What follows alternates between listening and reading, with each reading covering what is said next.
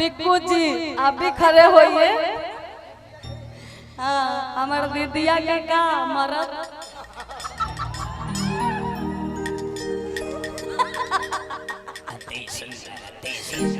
चॉकलेटी बुआ है। जो लोग इनको देखता है वही चपक जाता है। बाकी पता नहीं इनके में क्या कमी है, वो फिर छोड़ के भाग जाती है, इधर उधर उधर उधर उधर उधर करते रहती है।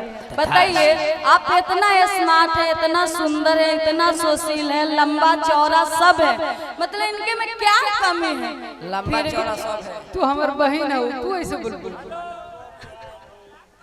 अरे माइक के बदले में बोतलें ले रही हो यार। हेलो इकरा के का कहलू दीदी के कौन सी हम दीदी के भतार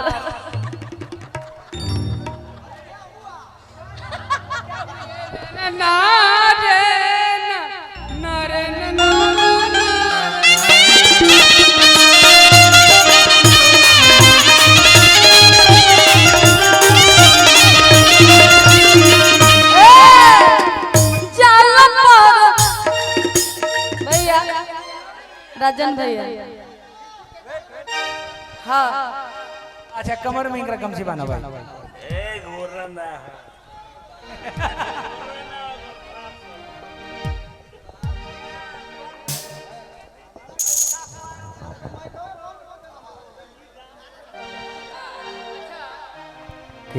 चलो ठीक बा। आदित्य तो हमार बहन बड़ी, अब बांधिए दिल बड़ी तो ठीक बा।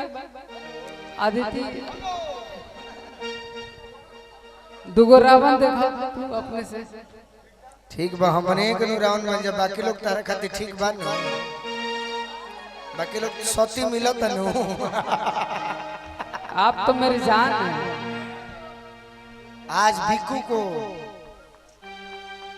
कलाकारी अपना दिखा दो दोस्तों, और बिक्कू को भी ना चाह दो, इसको सिखाओ कि प्रोग्राम कैसे जमाना। ये भी अच्छा आज गाया, इससे कम कहे कि तुम किसी पर डिपेंड मत। हम एक ही बात कहना चाहेंगे गोलू जी, जितना अच्छा आज गाए हैं ना, इससे पहले सब चिंगरी मिंगरी के साथ में रहकर ये नहीं गा पाते हैं।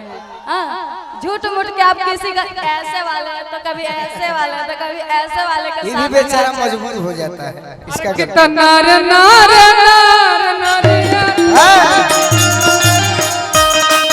ऐसा नहीं थे। आप तू अपना हिसाब से चलेबा तो अलग बात। हमारा हिसाब से ना चलबो तो बिगड़ जाई सगरे। बिगड़ल में पहले हमारा हिसाब से ना चलबो तो सगरे बिगड़ल बता है। तरह से तू हमारे की याद क के रहो, कहीं ना बिगड़ी। देखो है ना बिकू है ना।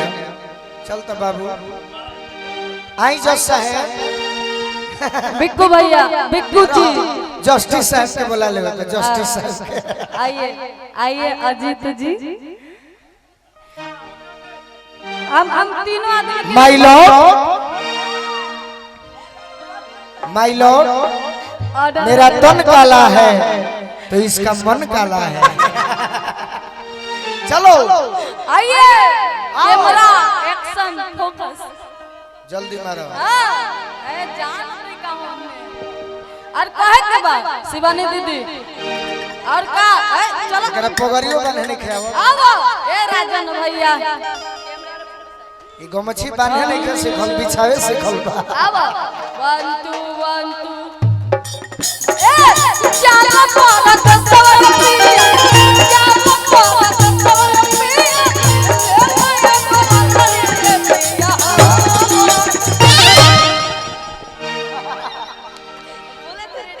अरे यार अगर गमछी एगो नहीं के बने हो तो जीत भैया कुछ कहो ना। ये बेचारा अधूरा गइल बा ऊपर से। तू जबरदस्ती टेंशन में देता रह। अरे हम ऐसा इंसान के फेरे में उसरल बनी, आनंद से वैसी गमछी बांधे ले।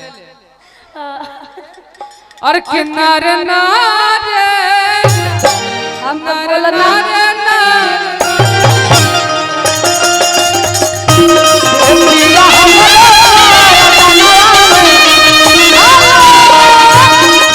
अरे कुछ बात हो जाए दी। ये हमारा नया गाना आई छोट बात। कुछ बात हो जाए दी, मुलाकात हो जाए दी।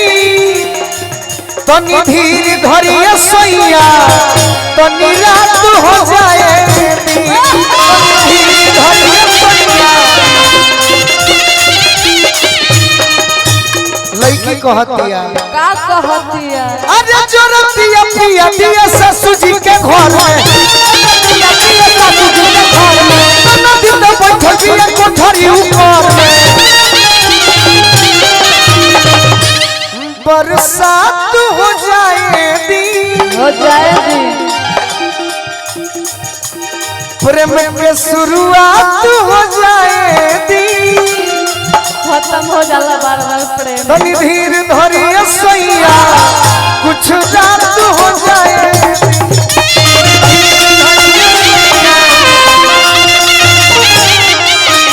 ए राजा हो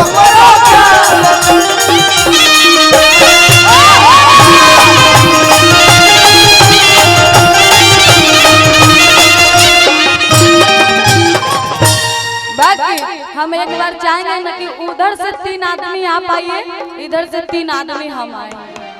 ये भाइयों ने से एक बार हल्ला कह के मजा आई ना, तब मजा आई ना। हम कैसे ताली बजा के ढोलक के चाटी बढ़ा दीजिए। हमार धोतियो जवाब देले हम कैसे कोनो बात नहीं थे बाकी कहे के बा कि जाला परद समय पिया जाला परद समय ढोलक के चाटी ले लो ये पिया हमारा ये पिया हमारा रतनवा